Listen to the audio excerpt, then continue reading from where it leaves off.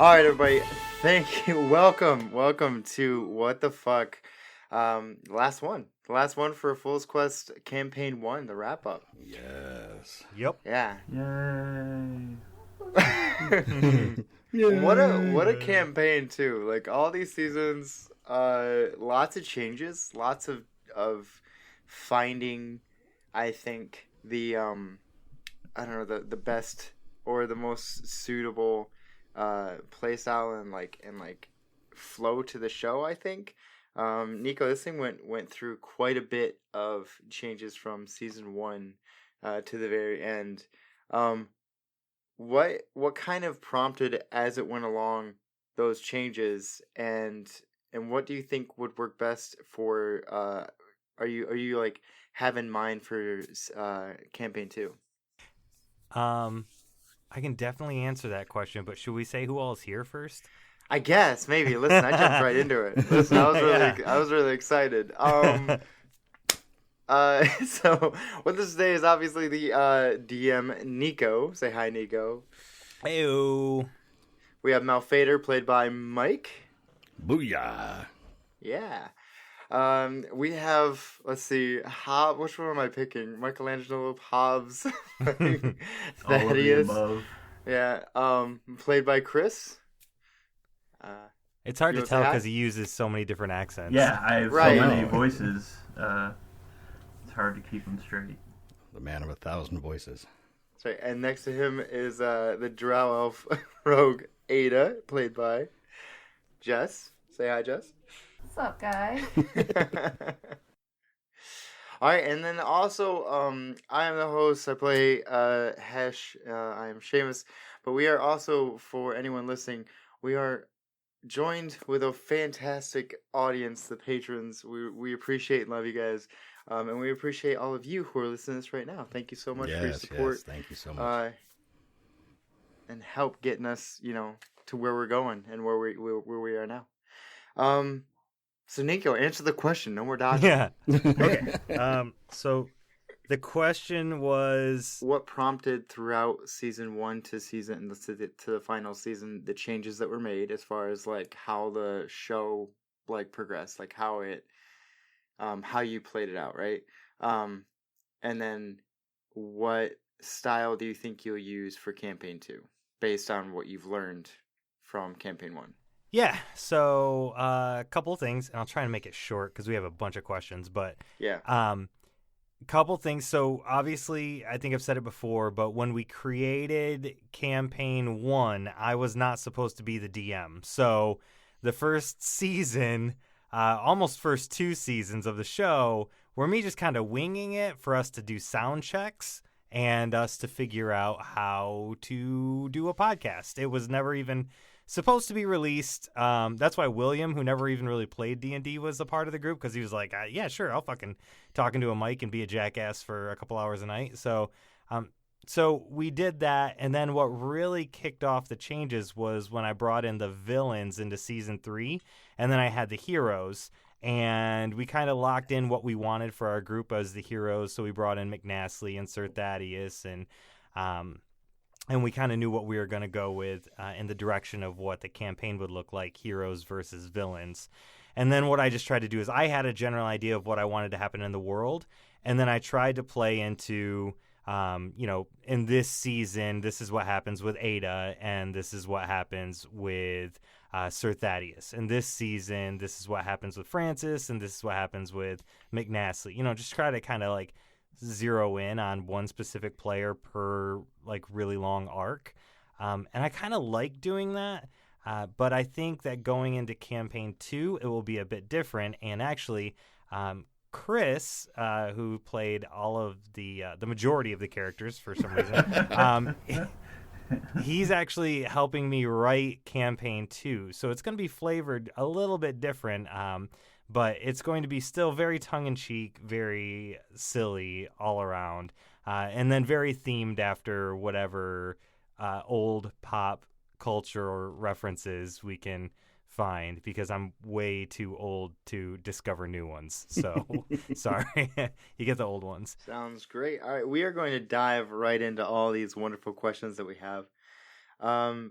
Kevin. First off, we got Kevin who asked, "How long did you plan the world before you started it, Nico?" So I didn't. I kind of just answered that question. Yeah, a little bit. That's why the first quest was to go fight people in a in a basement and attack rats. In a basement. Yeah. All the first level cliches. Yeah. Helen asks, what was each person's best character bullshit that worked out moment? I think that's a pretty great question, actually. Let's start with Ayda. What was your favorite, the best character bullshit that worked out? The first time I met Duche, not caring for rules and whatnot and just doing whatever the hell I want, it turned out to play in my favor in the end, so. Nice. What about you, Mike? Thinking back to season 1, when we were doing our training and we were shaking down the big half orc in the little halfling dive bar, that whole bluff check, charisma, persuade, so we didn't have to fight him at first level, that was pretty satisfying. So I totally winged that. Oh, yeah. What about you, Chris? I was going to say the same thing as Mike, but my characters never really tried bullshit. I don't know. I was never that clever, I guess, to try to try something completely random and hope it worked out. What about for another character? Like, did you have a moment where you saw another character pull something off that you were like, holy shit, it worked? Mike's bluff check that one? against the half orc. Yeah, that was. We were going to get pounded. Yeah. That could have got really ugly. So, yeah, that could have been bad. I have one for Hesh and I have one for Francis, as Tony's not able to make it today. So for Francis, my holy shit it worked was when the Zariel orcs asked him if he was the one, and we all were basically yep he is, and so he challenged him and got the army. That was a holy shit. And then for Hesh, it was definitely the suggestion in the Isaiah, getting the Lord of Rodley Might and giving it to Francis for a copper. Yeah, I can't believe that shit worked. Yeah. Yeah, the Francis scene is when he cast magic missile by kicking the dude in the dick. I think that Hesh one is somewhat on par with McNasley's animating objects, right? And then thieving 5 to 12 objects out of a store by having Fantasia follow him out. Yeah, including the most powerful weapon in the game that was you know taken by that 9 lives scimitar. Yeah, perfect. Nico, what about you? You can have a couple, obviously. You're the DM if you don't want to play favorites. Oh, man. I would probably say the one that comes to mind is when Ayda slipped into the room with Duche and got his intel on what was going on and what they were doing, and she just kind of snuck in there, and I had to kind of reveal part of his epic plan, which I did not mean to do. Yes. That was kind of a big, flip to the end of the book to give something away. Nice. Mead wants to know a question that I would think kind of would jar the mind a bit, but how much time has passed in the world since we met the heroes until the final battle? It was about 1.5 years. Okay, well, that was quicker than I expected. Yeah. I was going to say 6 days. No, it's always So 3 much days, happened. right? It's always 3 days travel. Yeah. But sometimes you guys were in other worlds where time moved different, It's all so... wibbly wobbly. So 3.5 days. Yeah. Kevin wants to know how many milestones points were planned ahead of time or just happened based on the actions of the team. I personally think this is a great question. I would like to know this as well. So quite a bit of the story happened with what was based on the actions of the team. So thinking even about season 5 with the heroes, right? They start off in Cheddar, and then they had like 4 different cities that they could choose to go to pursue different things that they were interested in. And they started by going to Rilius to kind of cover that.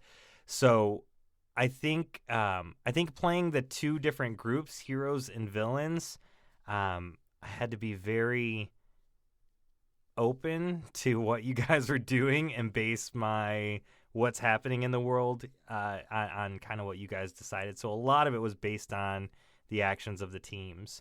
There were a few key things that were going to happen no matter what. Like Battle of the Bards, right? That was a poster that was there. You guys could have never gone to it, and it, you never would have been there.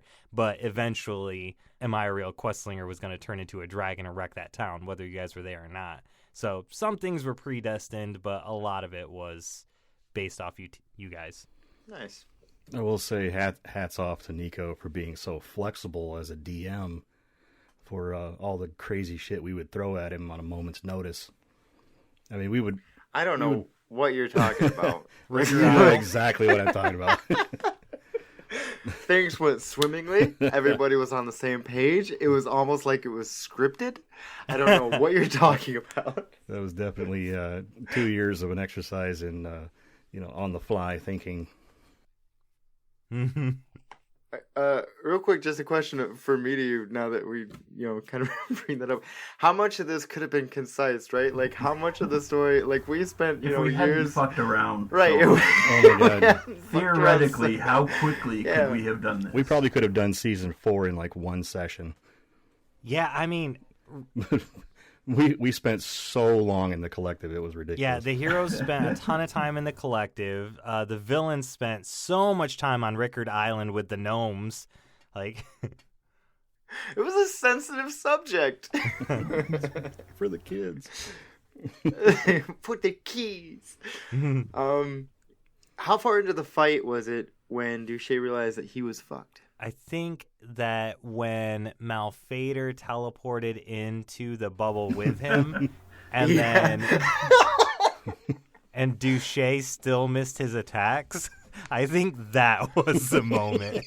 Like, because when Malphaedor was in there and he had his attacks, he was like, "You about to get fucked up," but then he missed with everything, and then Duche was like, "Oh no, that's not good." I had like that whole scene. I just thought about 2 people fighting in a phone booth. Yeah, pretty much. Yep. I'm in with like the face. Yeah. Against the glass like that. I'm in a glass cage of emotion. And I'm here too. And you're like, "Shut up, Duche." No, it's me in a nutshell. Who were better BFFs, Ayda and Duche, or Hobbs and IPA? I mean, it was obviously Ayda and Duche. IPA hated. I just wanted to be friends. I think both of those were. I think it's one of those like. I'd never seen a dwarf. Hobbs had never seen a dwarf. He was fascinated. Hobbs had so many questions. I think both of those relationships were all kind of one-sided. Oh no, Duche definitely reciprocated my feelings. I have to be a little objective here. I'm pretty sure Duche and Ayda were actually friends. We were like this. Yeah. Yeah, so much so that it kind of bothered Hesh, for sure. He's obviously a douche. What's a douche? My BFF, duh. The best thing in the world.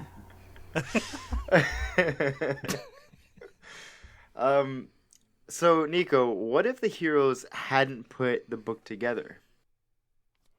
That wasn't an option. Not at all. Chris and Mike what both knew that died? was the objective. Oh, yeah, I guess you guys could have died. Yeah.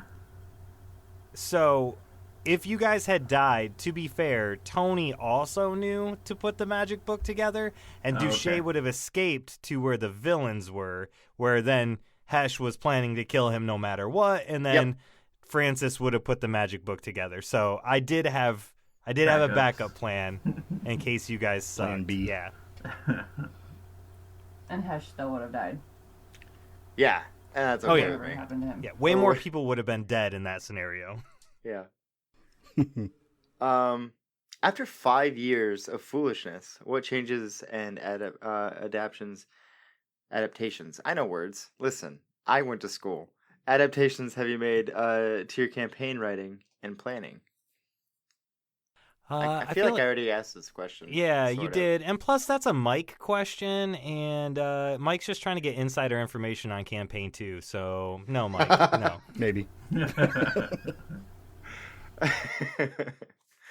How many times in all 5 seasons did the bell ding for puns? Was wink said God. whilst winking? I can answer the second part myself, actually. Winks were a Tony thing that we continued, and they were entirely done whilst winking very slowly. At least when Francis did it. When Hesh said wink, he never winked. What? I'm What? just saying. What? I call BS. I was there. It's I in was the notes. listen. No, My it's not really eyes were fun. half open because I was winking.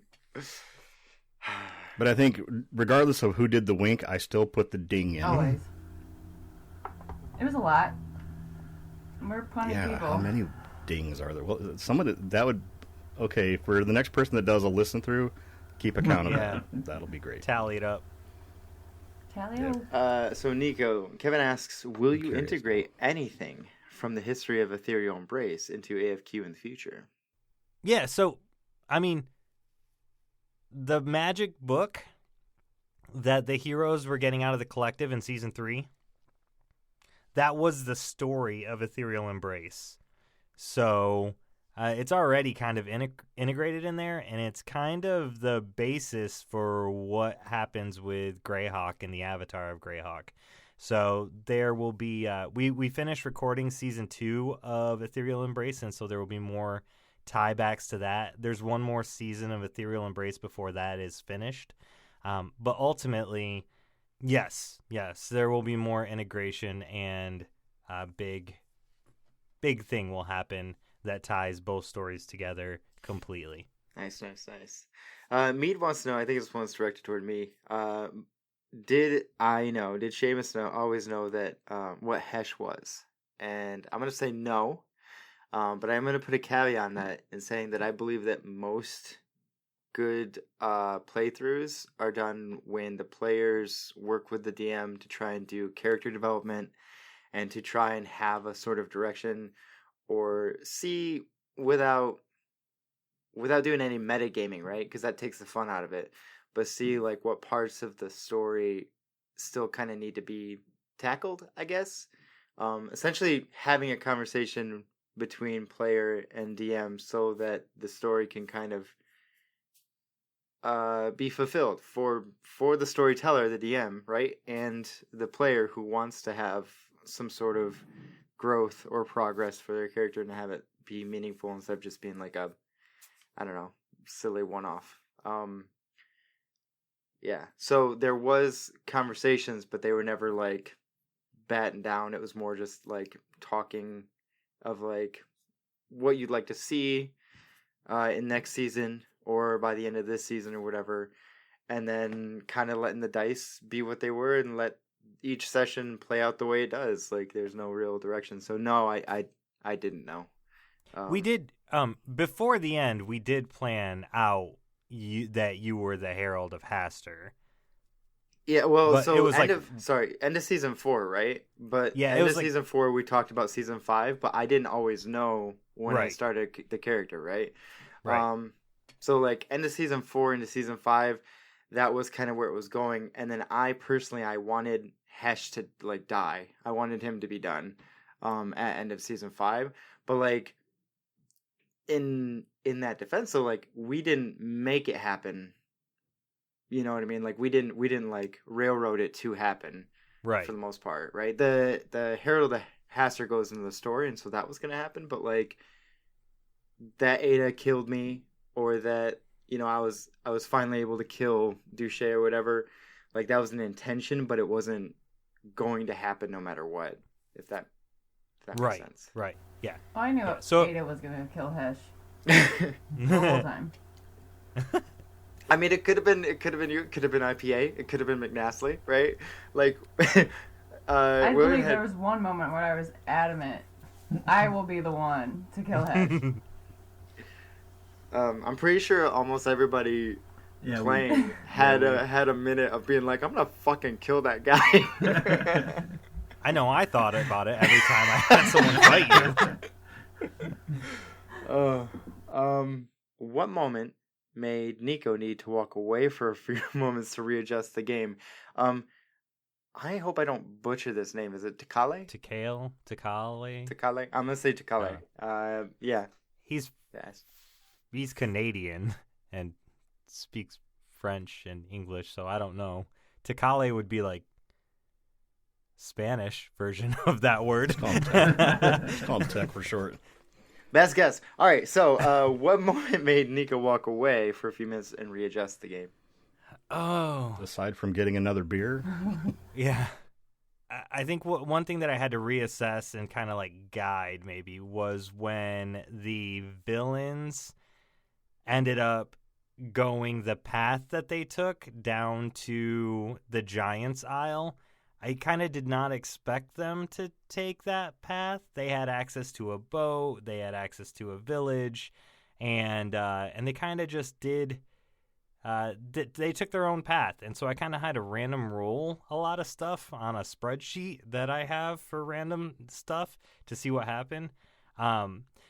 Francis actually brought up a really good one, though. The Big Bird scene when the villains were at the Temple of the 12.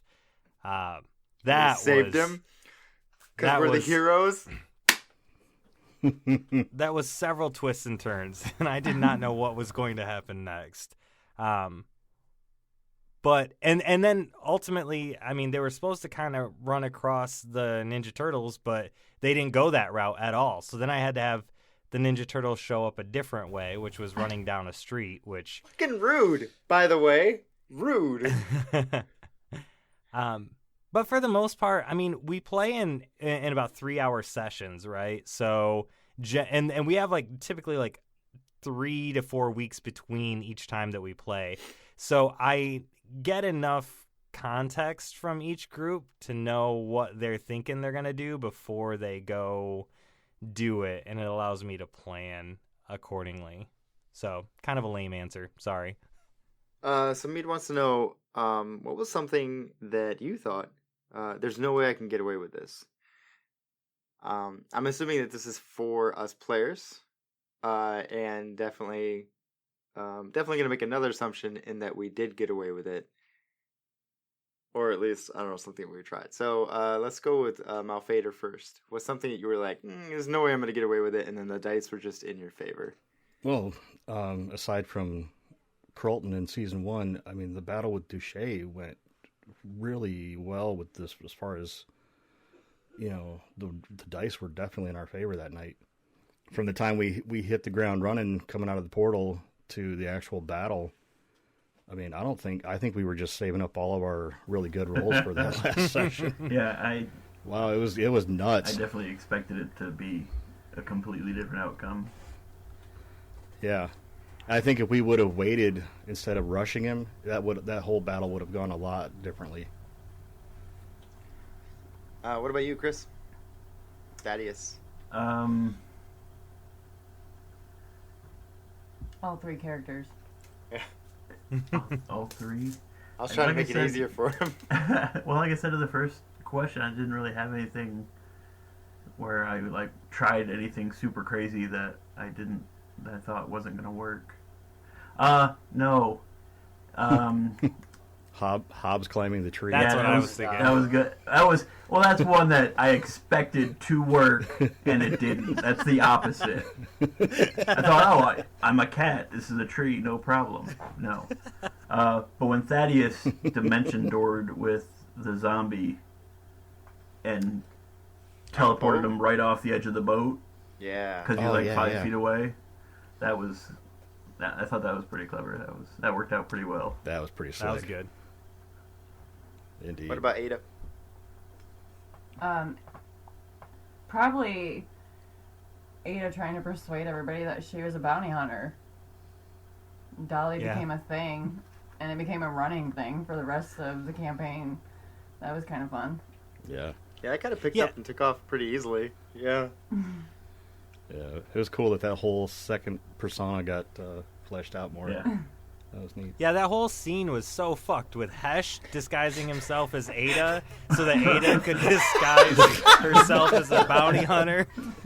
Like, Oh. way to make That was everything way so more I expected complex. us to die. Like, this is not gonna work. I'm You gonna got a say vengeance, though. Hesh.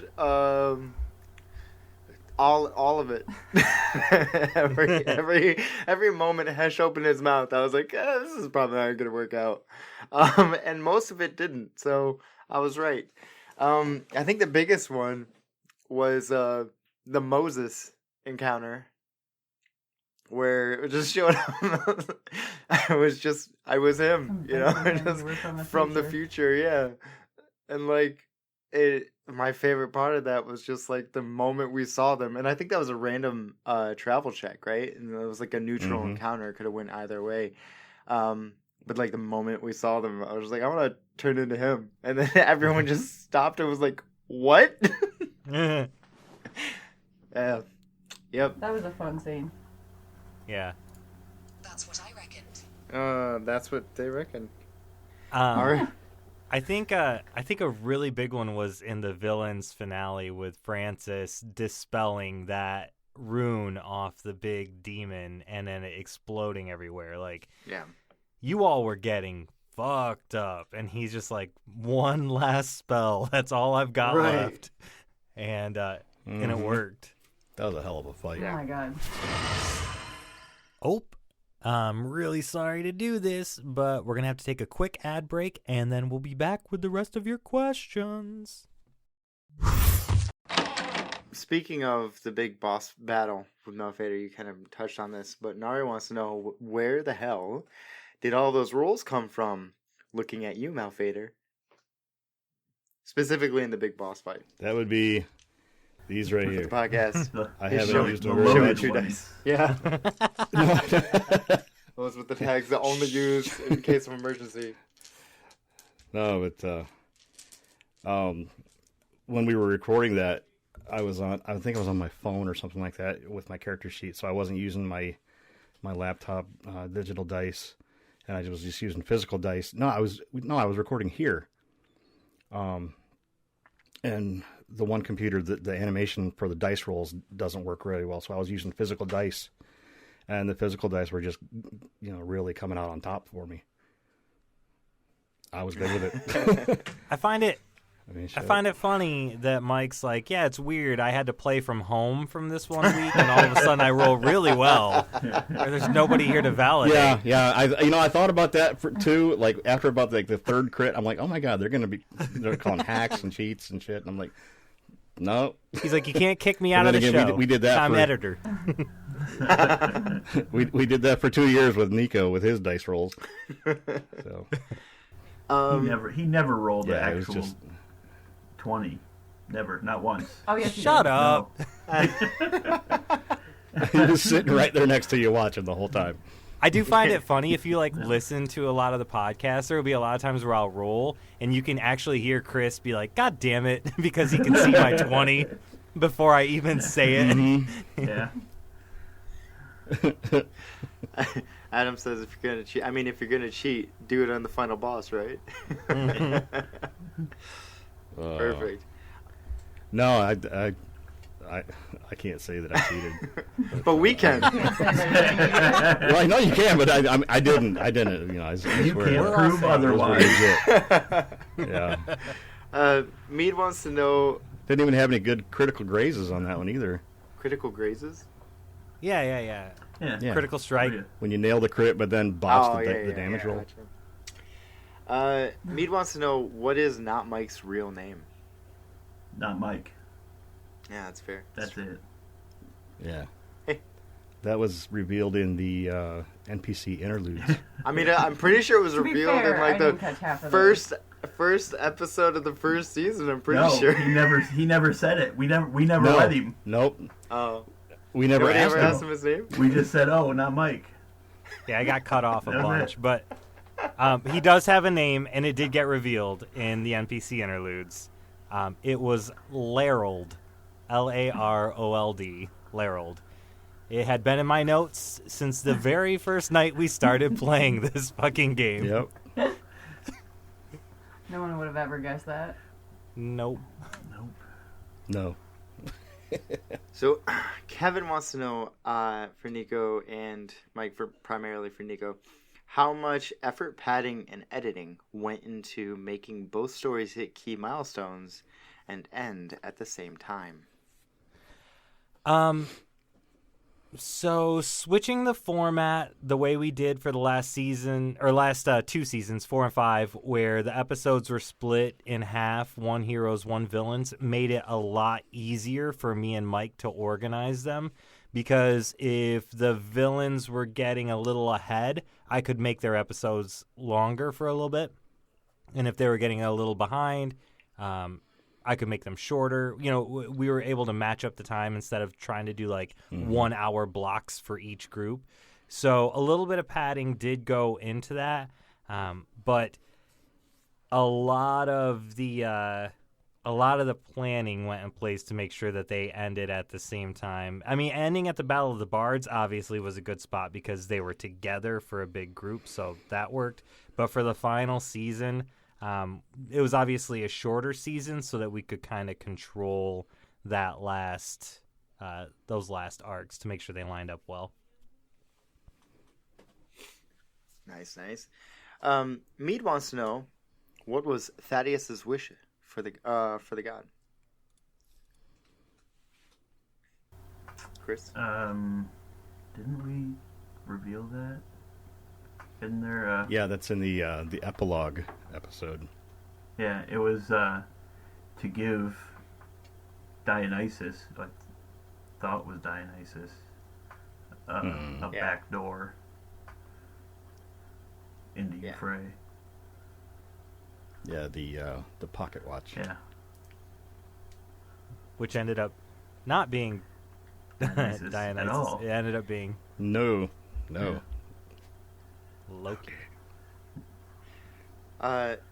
So I have a feeling that'll be very relevant in season. yeah, I've always loved Loki, so I'm really excited for it. How many times, Nico, did you want to throw something heavy at the players for doing some dumb shit? How many times did you play? Yeah, how many sessions were there? Yeah. I think in one of the last sessions, you could actually hear William at one point say, or maybe it was Chris, but one of them was like, "Did you miss this? Did you miss us being fucking idiots in your house all the time?" And I was like, "No, like life was so good when you guys didn't come here." So lots. Tons and lots. Helen wants to know, what was your favorite what the fuck moment for this campaign? I think this is just for everybody. So let's start with Malphaedor. Well, definitely the Greyhawk reveal was just like, wow, holy shit! That was a big M. Night Shyamalan twist. What a twist!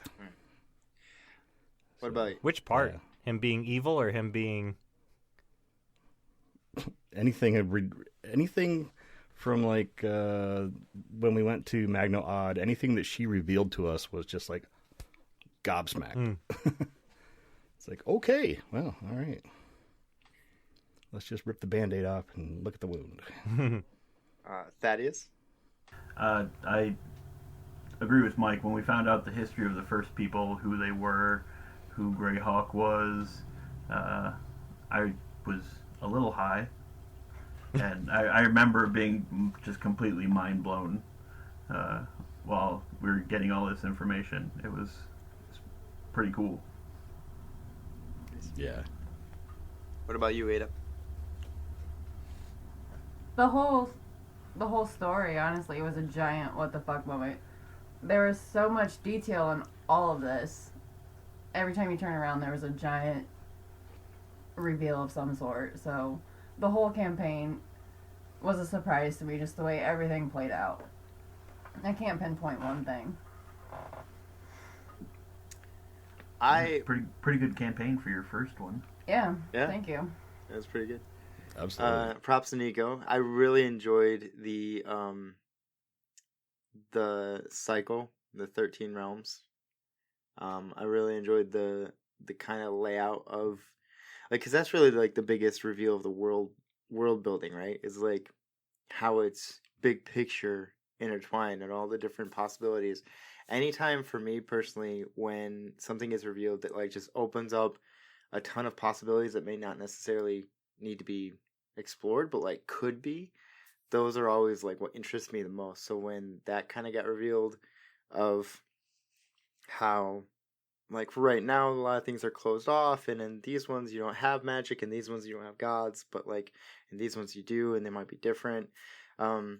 The fact that they're all like set in stone, there is a multiverse type of situation, and it is very much like all connected, regardless of how the pathways are and stuff. Like, I don't know, I get amped when there's so much you could do with something. What about you, Nico? I'll do two, one for the heroes, one for the villains.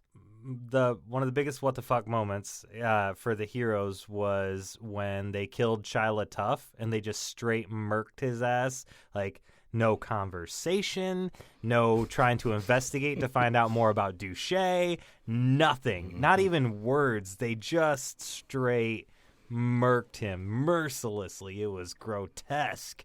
And then the very first big what the fuck moment from the villains was definitely Nana's. Like, just busting into Nana's house. And I'm like, what are you guys doing?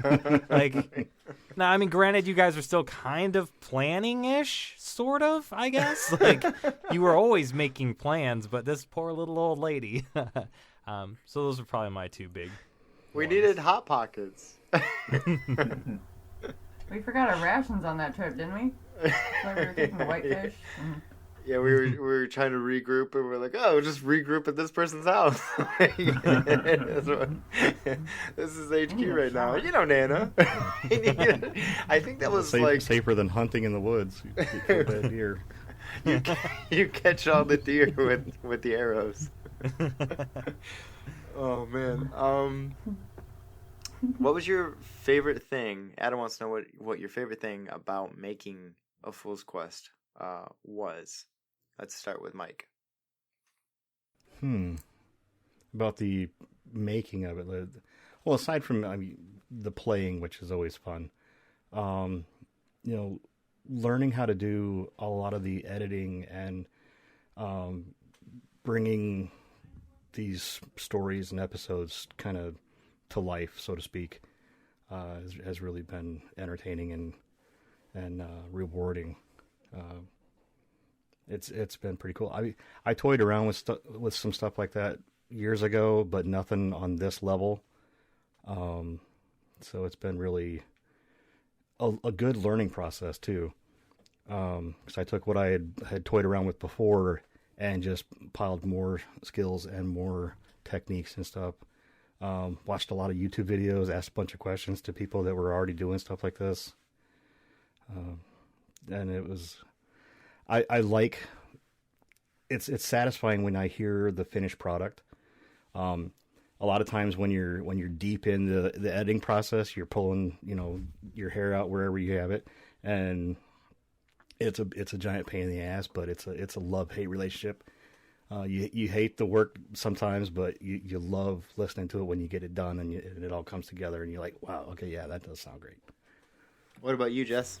My favorite part of the whole thing, obviously, was playing my first campaign ever. But on the podcast level, I like talking to my customers at work about it, going to Comic-Cons and introducing people to it and whatnot.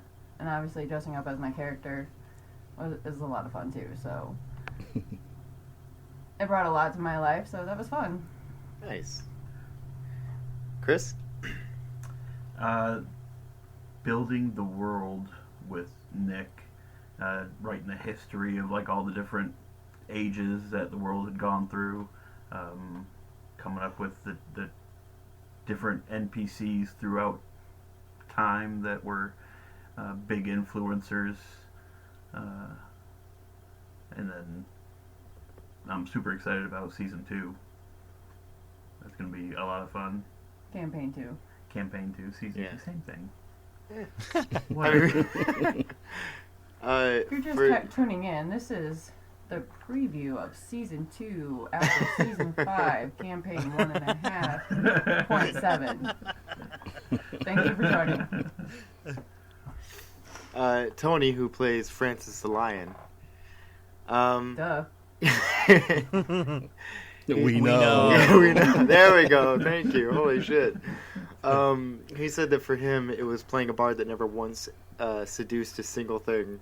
But also... he seduced Nana, for sure. I don't know if that's true. I'll put Nana in that position. She's a sweet old lady. She was always asking me about him in our correspondence. He said also the community we have here. We had Fool's Con last summer, and he says it's still mind blowing to him, which I think it's very Absolutely. true. Like the turnout for that. Yeah. All the people that we've met along the way and got to know has been great and amazing. It's great. In person and online, it's been amazing. Yes. Yeah. And just the amount of love and support has been, like he said, mind blowing. Yeah, man, I am blanking. Let's see. My favorite thing was working with Nico, like how Chris's was the world building, mine was the character development as far as like it applying to the story. Did it always kind of work out the way that you imagine it when you're talking it over? No, but that's the fun of it evolving.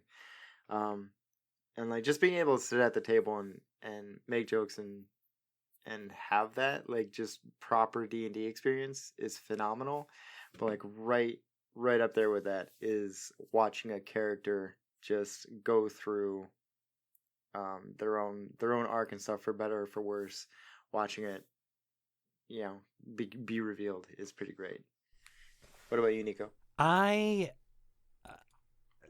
I've got to get behind Tony and just back up. I mean, exactly what he said. The community that we've built here, having the Discord. I mean, we're in Discord every day now, chatting with people who enjoy the show. But even on top of that,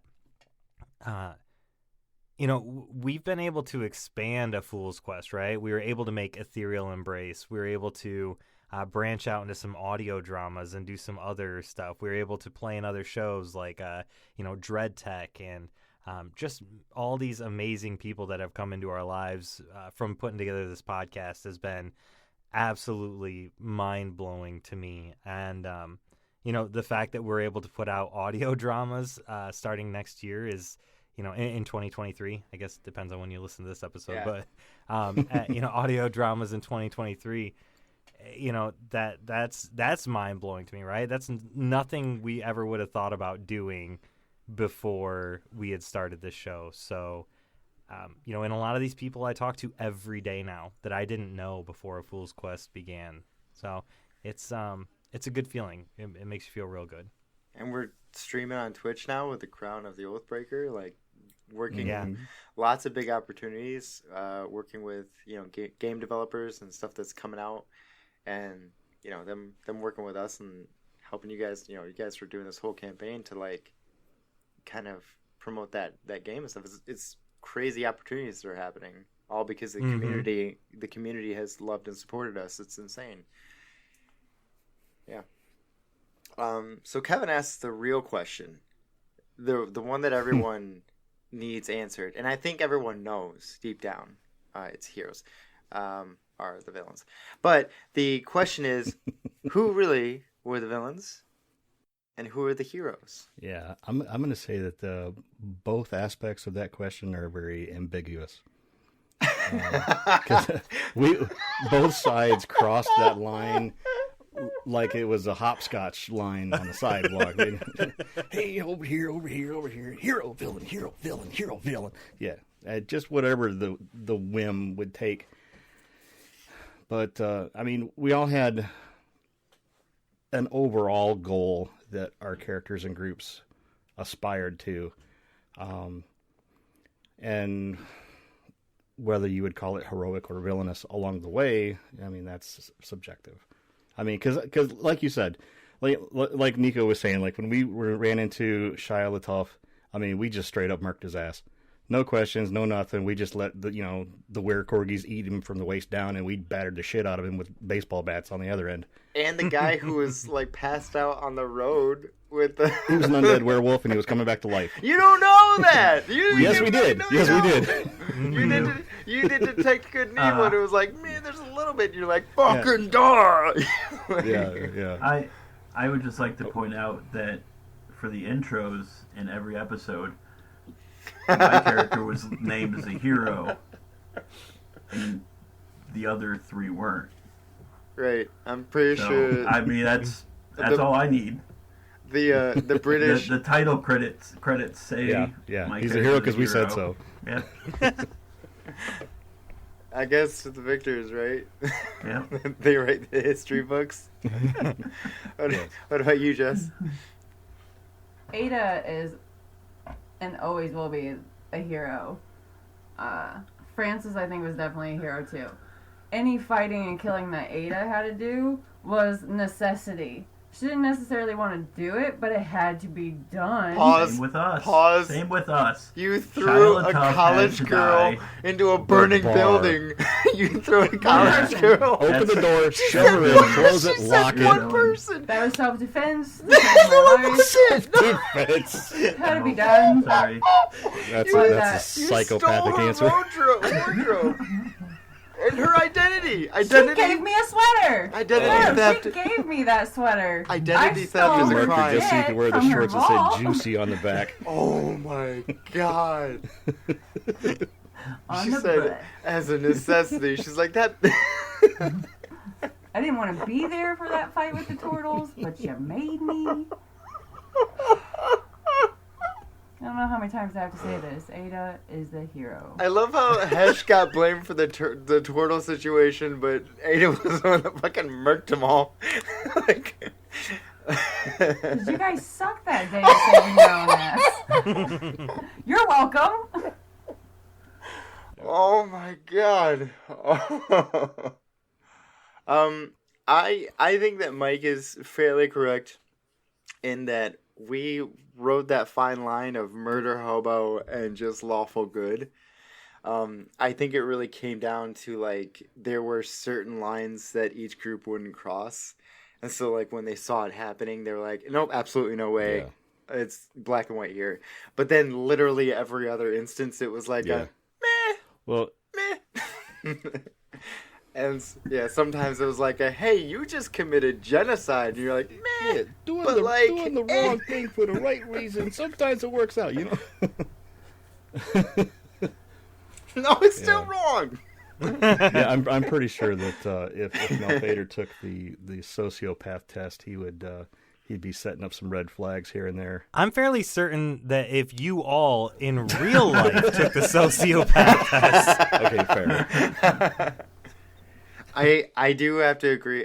So Tony says that Ayda said she was sorry, and so for that, I think she probably is stricken of all any guilt or wrongdoing. It's probably true. There were lots of sticky notes and I'm sorry notes, so she's probably a saint. Who knows? Yep. Nico, who's the heroes? Who's the villains? So, I'm not going to say who the heroes and villains were. What I will say is that I really, really enjoyed the fact that when Duché came into the picture, he was evil, and to the entire world, he was evil everywhere. But when he interacted with the villains, I tried to paint him in a picture that made him not evil to them, made him relatable, make sense. Yeah, relatable. Like what he was doing was logical and was for the betterment of the world, and that painted the picture that the villains could get behind him and what he was doing, even though to the rest of the world he was evil. So I think that a lot of times that is how shit works.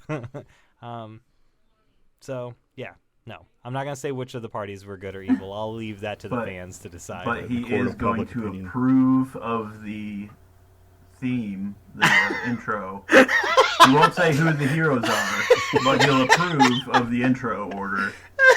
So It's That- a that coincidence. intro That's a coincidence. was created and designed by a hero, so Yeah. I didn't write that intro. Hey, Mike, you let us keep using it.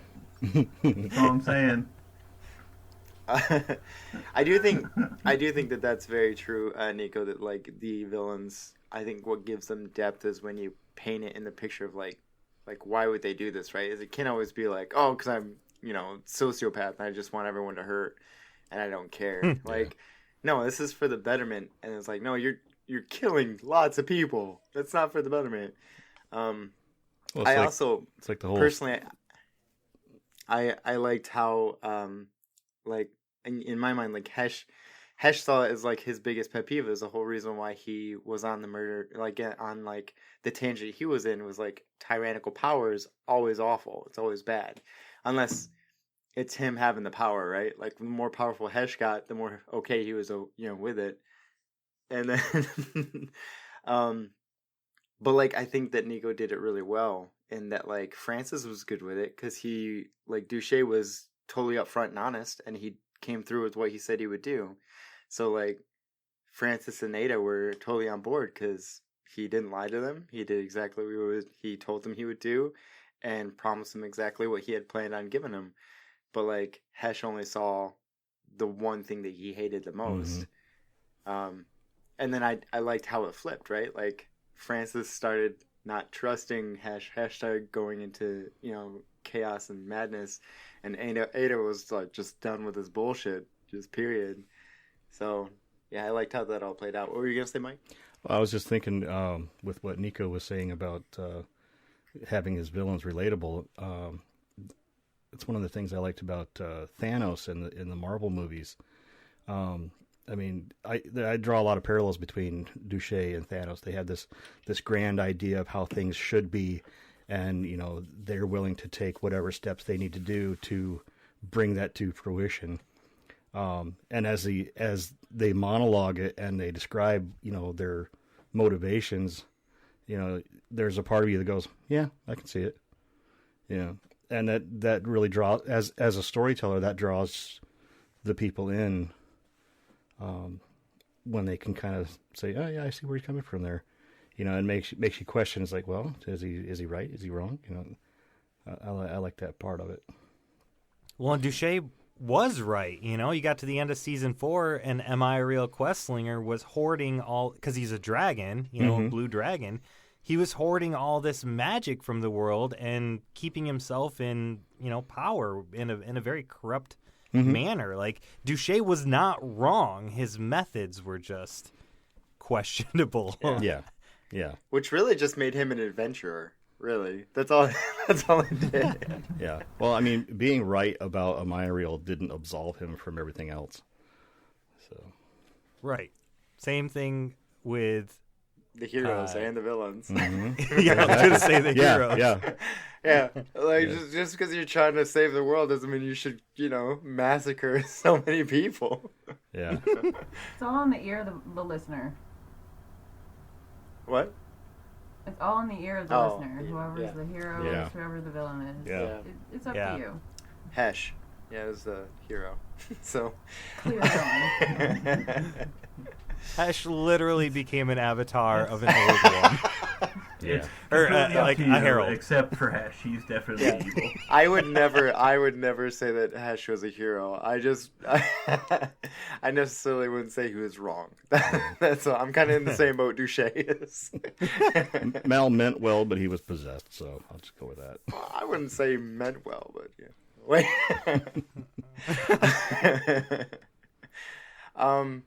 All right. I think that about wraps it up. Unless anyone has any questions, comments, concerns in the last. Ayda was best friends with Duché because of what he gave her. Yeah, The we opportunities. That question I wasn't do. actually asked. What? Like why they were best friends? Yeah. Oh. Yeah. I do find it kind of interesting. Like we did try to make it a point to like wrap up and like, yeah, I guess wrap up the whole like goldenrod situation, right? And it didn't go. I'm gonna be honest, it didn't go quite the way I thought it was gonna go. I thought we were gonna like be more thorough in like rectifying Ayda's past, but then like when we basically took out the goldenrods, was it the goldenrods? It was the like the It's goldenrod. Macho Man, right? Yeah, the brothers. And all of them, right? Yeah, we took those out, and then it was just kind of like, no, we're good. I was like, oh, I guess we're good then. Okay. We just moved along. Yeah. Adam Ayda says... was in it for the... she was employed. She had a job. She had a purpose. So, just because that part of her life is over doesn't mean she was done. Adam wanted to say definitely bravo to Jess. Congratulations and great job on your first campaign, first go through of D&D, Yes. the D&Ds. By the end, he says I had some pretty good teachers. you were playing like a pro. So, very It was well a lot done. of fun. That was the main goal, I think. Just have fun. I do want to like add to that point.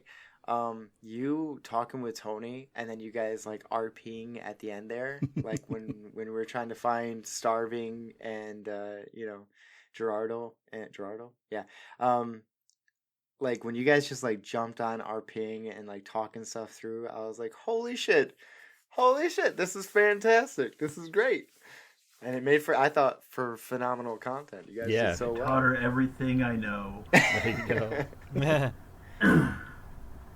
It was more of a fly by the seat of my pants there for a while, because you weren't there when I was playing, but... That's what I said.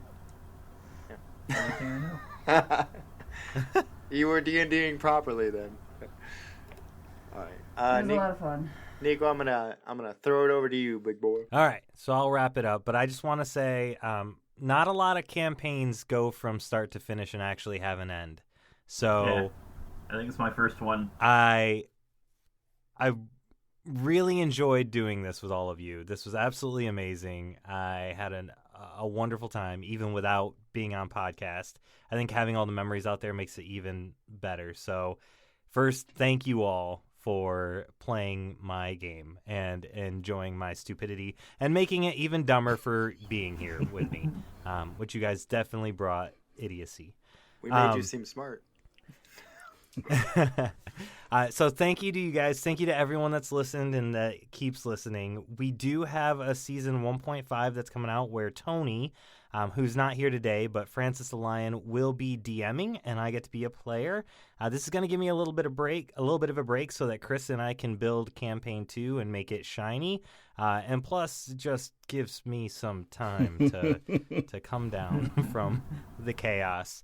But, so keep an eye out for that. That will air in January 2023. So you'll see that. Normally, What the Fucks or WTF episodes are for Patreon only, but this aired for the general public. So if you want to be able to get content like this every month where you listen to us be dumb more, join our Patreon. The links will be in the notes. Check it out, and you will get all the old WTFs plus NPC interludes, which are really fun, cool things that we do where we talk about what's going on in the world that doesn't involve the players.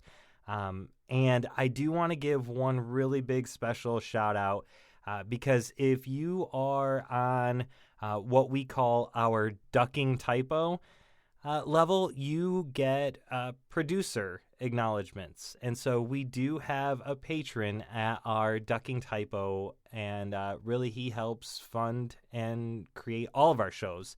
A Fool's Quest, Microphones and Monsters, Ethereal Embrace, our new shows that are coming out, Dread Tech, Stick Shift Incorporated, Into the Night Anthology.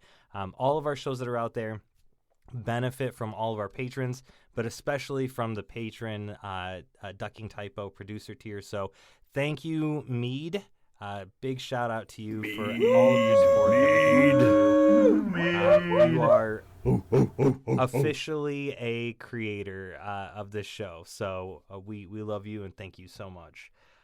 Outside of that, I think that's it. Do you guys have anything before we say goodbye? Thank you for the memories yourself. I mean, we had a blast playing and bringing these little goofy tales to life, and it's been a hell of a ride. Thank you for putting up with us. We had a blast. If you think that was good, wait until you see what's coming.